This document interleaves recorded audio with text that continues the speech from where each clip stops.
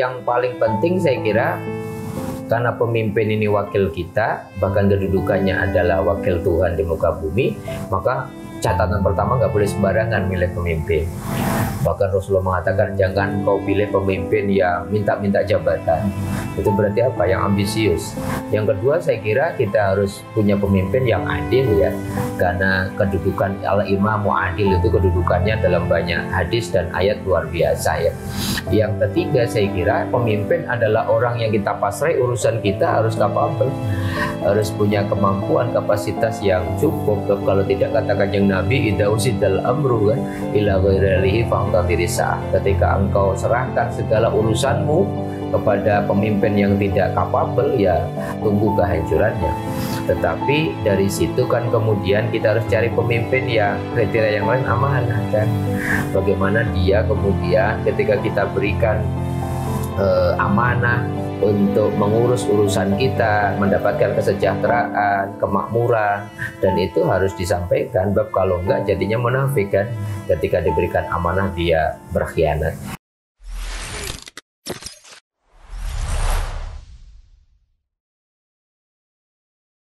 Assalamualaikum warahmatullahi wabarakatuh. Kita berjumpa kembali di channel Tauhid Cinta.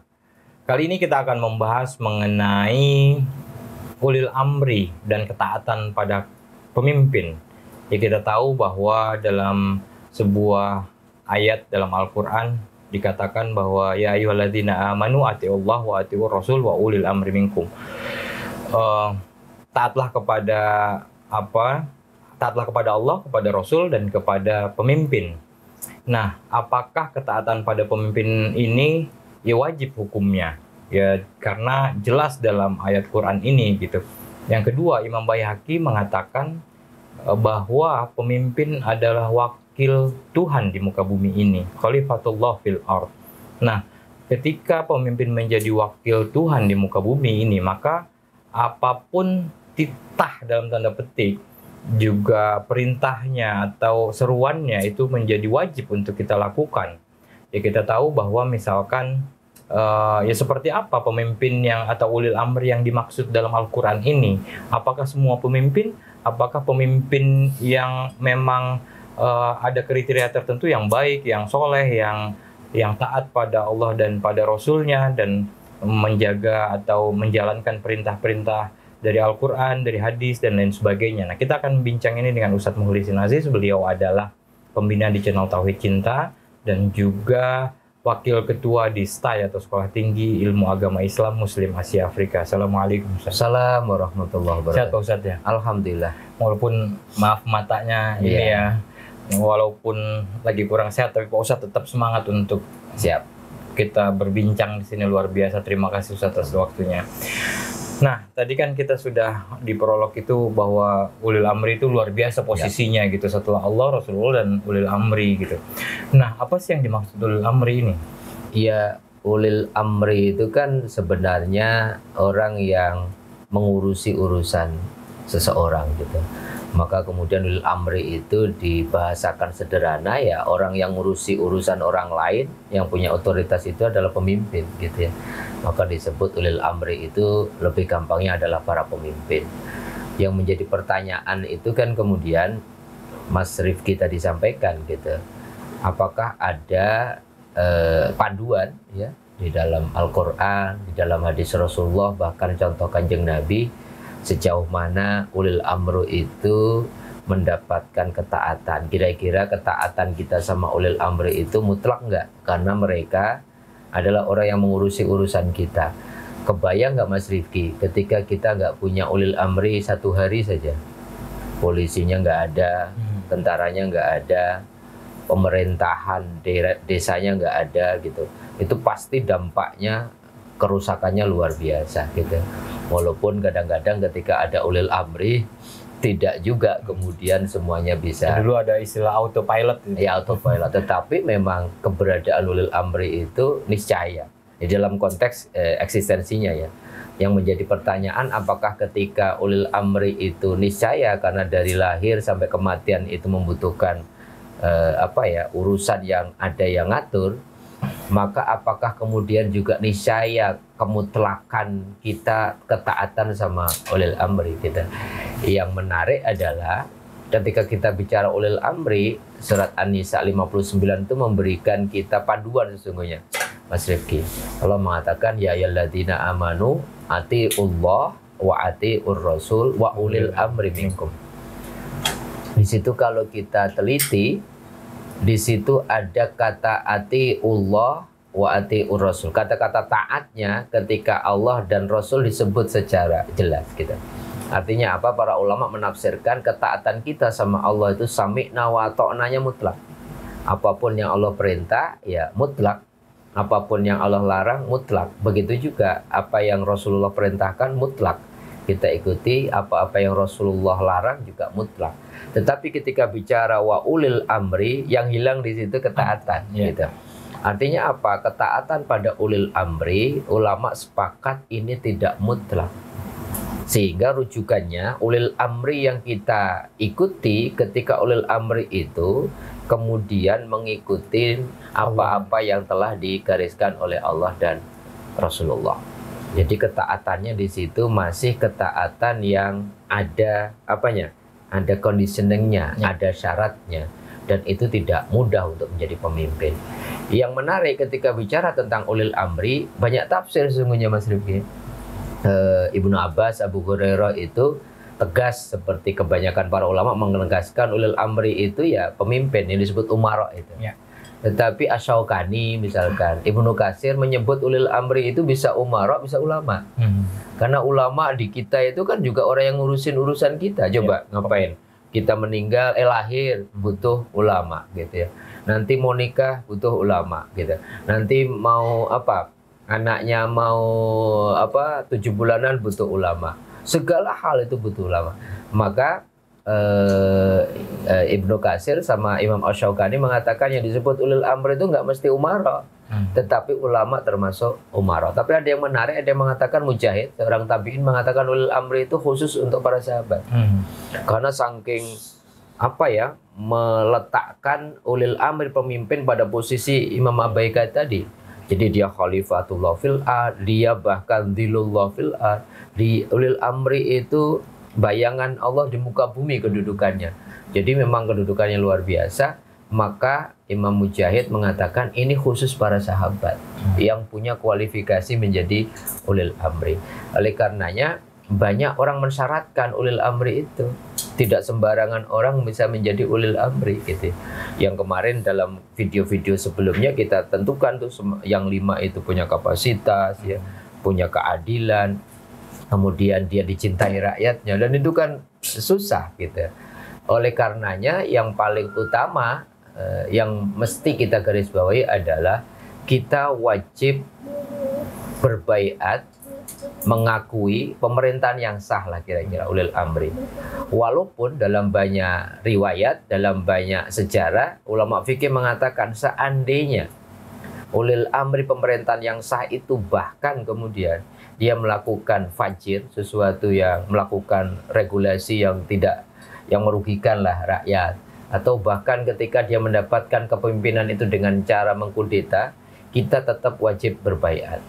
Konteksnya bukan kemudian membabi buta, tetapi seseorang punya pemimpin dan mengakui kepemimpinan itu maslahatnya lebih besar dibandingkan kita nggak punya pemimpin. Kebayangkan kalau kita nggak punya pemimpin, nggak ada yang ngatur, semua urusan masing-masing orang itu betapa destruktifnya, betapa merusaknya. Sehingga yang dibatasi adalah apakah ketika kita mengakui seorang pemimpin, seluruh ucapan, seluruh perintahnya itu mutlak kita ikutin. Maka Kanjeng Nabi dari riwayat Bukhari mengatakan la ta'ata fi maksiatillah. Tidak ada ketaatan ketika pemimpin misalkan menyuruh kita rame-rame bikin fatwa atau bikin keputusan bahwa minuman beralkohol itu halal. Ya, maka kemudian di situ ada kemaksiatan. Kemudian ada makanan-makanan tertentu yang menurut Al-Quran sudah haram dihalalkan. Atau kemudian hal-hal yang bersifat kasus misalkan tentang lokalisasi. Itu kan juga menarik gitu. Apakah regulasi itu sesuai dengan kemaksiatan ataukah ketaatan? Padahal regulasinya rumusnya adalah ta'ata fi maksiyah fa inna ta'at gitu. Ketaatan itu hanya di dalam hal-hal yang baik gitu. Bil ma'ruf, sesuatu yang baik. Jadi batasannya itu Mas Rifki. Jadi tidak mutlak. Kalau Allah sama Rasul mutlak, tapi pemimpin itu batasannya adalah kita mengikuti, taat kepada pemimpin, masuknya, reviewnya, kembalinya kepada ketaatan apakah pemimpin itu menjalankan pemerintahannya sesuai dengan Allah yang ridho dan Rasulullah tentukan. Oke. Nah, kita tahu kan bahwa dalam sistem pemerintahan ini ada teokrasi, ada demokrasi yang masing-masing itu berbeda gitu. Yang pertama adalah teo gitu, bahwa ulama sebagai pemimpin yang harus ditaati sama rakyatnya gitu. Nah, sebaliknya demokrasi, suara rakyat, suara terbanyak itu adalah yang harus ditaati oleh seluruh masyarakatnya gitu. Nah, apakah konsep demokrasi ini dengan konsep ulil amri tadi itu yang sesuai dengan tafsir dari ayat tentang ulil amri ini, apakah ini lebih mendekati kepada teokrasi atau demokrasi, atau apakah demokrasi ini bertentangan dengan apa yang sudah digariskan dalam Al-Quran? Al-Quran saya kira hanya menggariskan value ya. Bahwa ketaatan kita kepada pemimpin itu ketika pemimpin itu menjalankan roda pemerintahannya sesuai dengan aturan-aturan Allah, aturan-aturan Rasulullah. Kalau itu secara kita melihat secara tekstual kan harus khilafah. Tetapi Al-Quran ternyata Rasulullah secara sunnah fi'liyahnya kan tidak memberikan secara jelas itu. Tetapi value-nya mau itu teokrasi, mau demokrasi, mau parlementer, tetapi pemimpin wajib menjalankan roda pemerintahannya sesuai dengan itu tadi posisinya. Dia ini wakil Allah di muka bumi, nggak boleh sembarangan gitu. Maka kemudian beda gini Mas Rifki, yang harus kita bedakan mengakui kepemimpinan yang dipilih secara konstitusi, apakah itu kalau teokrasi kemudian langsung ditunjuk, apa kalau demokrasi dipilih, itu wajib. Kewajibannya di situ. Maka Rasulullah mengatakan usikum bitaqwallah wasama wa ta'ah. Jadi kalian itu aku wasiatkan untuk bertakwa, untuk mengikuti pemimpin, mengakui pemimpin yang dipilih secara konstitusional gitu ya. Konstitusional itu kan tergantung konstitusi yang disepakati oleh satu negara. Bahkan Rasulullah mengatakan walaupun yang memimpin Anda itu seorang budak. Gitu. Artinya Rasulullah ingin memberikan sebuah majas, sekalipun budak kalau itu dipilih secara konstitusi harus kita ikuti. Jadi mengakui pemimpin dengan taat atas kepemimpinan itu dua hal yang berbeda. Pertama kita harus mengakui, tidak boleh makar, tidak boleh kemudian ada yang di negara kita tuh ada yang pokoknya pemimpin sekarang karena tidak negara Islam dia tidak akui sebagai pemimpin. Itu kalau di dalam Ahlus Sunnah itu wajib kita akui, baiat. Bahkan Rasulullah mengatakan man mata, barang siapa meninggal tidak dalam berbaiat mengakui tidak punya pemimpin yang dia akui, dia mati secara jahiliyah. Yang kedua adalah apakah ketika kita berbaiat itu otomatis secara mutlak mengikuti apapun yang kita baiat gitu. Maka tadi urutannya adalah ketika dia mengikuti Allah dan Rasul, ketaatan itu menjadi muncul. Nah, pertanyaannya ketika seorang pemimpin punya regulasi atau merintahkan orang yang dipimpin rakyatnya sesuatu yang tidak benar, ada mekanisme kan? Ada mekanisme amar ma'ruf nahi mungkar. Bahkan Rasulullah mengajarkan ketika engkau memprotes kebijakan pemimpinmu yang tidak sesuai dengan Allah dan Rasul, pegang tangannya, ajak dia ngobrol berdua, sampaikan pesan-pesan kritikmu, nasihatmu. Ketika engkau kemudian mendapati pemimpin itu menerima nasihatmu, itulah yang engkau harapkan. Tetapi kalau ternyata pemimpin setelah engkau diskusi, engkau kritik, engkau ingatkan, tetap menjalankan regulasi yang tidak sesuai dengan Allah dan Rasulnya, paling tidak engkau sudah melaksanakan amar ma'ruf nahi mungkar.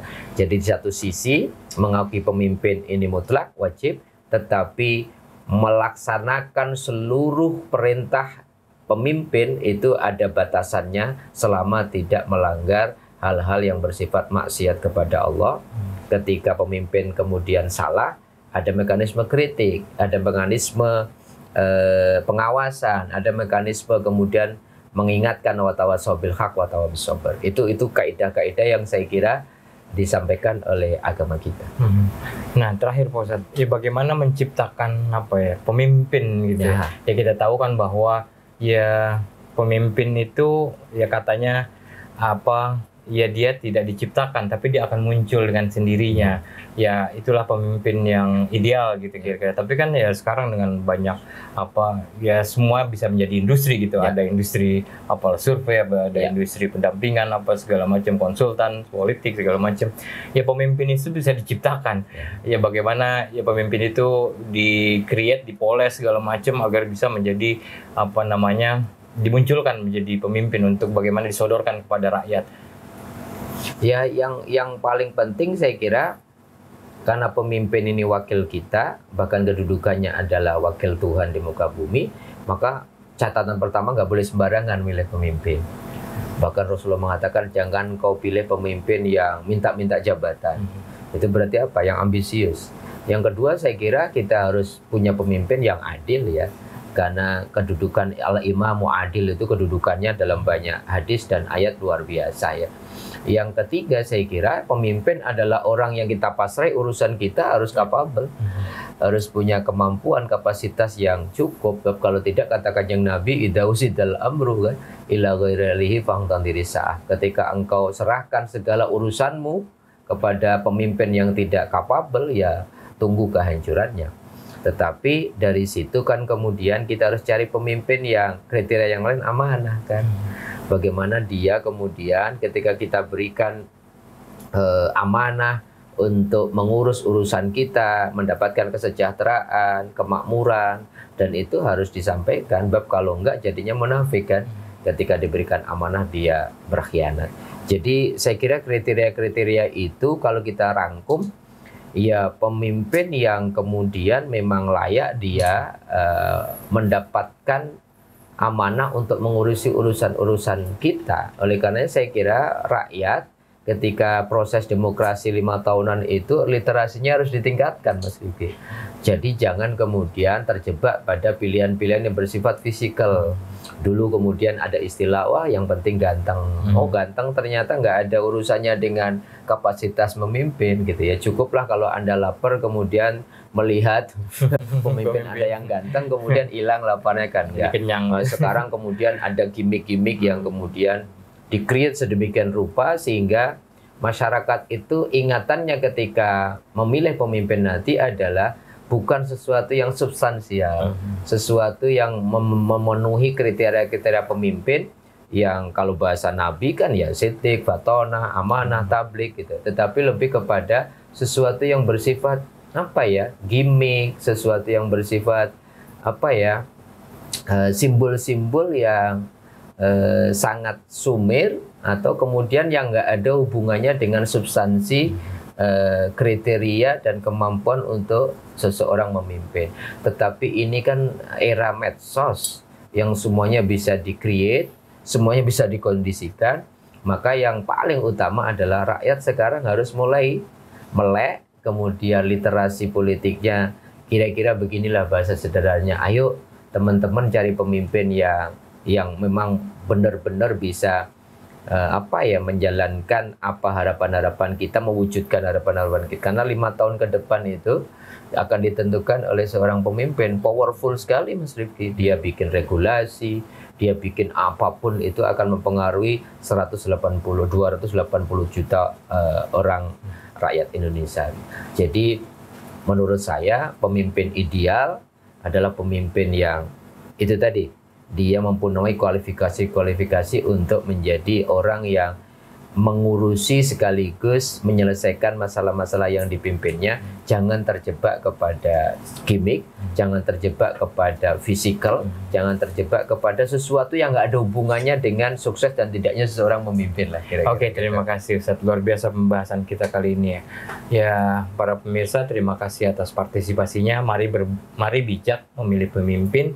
Dan kalau pemimpin itu tidak pro rakyat, tidak menjalankan value yang terkandung dalam Al-Quran dan Sunnah Rasulullah gitu, itu sangat mungkin kita kritik dan kita beri masukan ya sehingga ya negara bangsa ini bisa berjalan lebih baik dan juga bisa lebih maju dari yang sekarang. Terima kasih atas partisipasinya. Mohon maaf atas segala kurangan. Wassalamualaikum warahmatullahi wabarakatuh.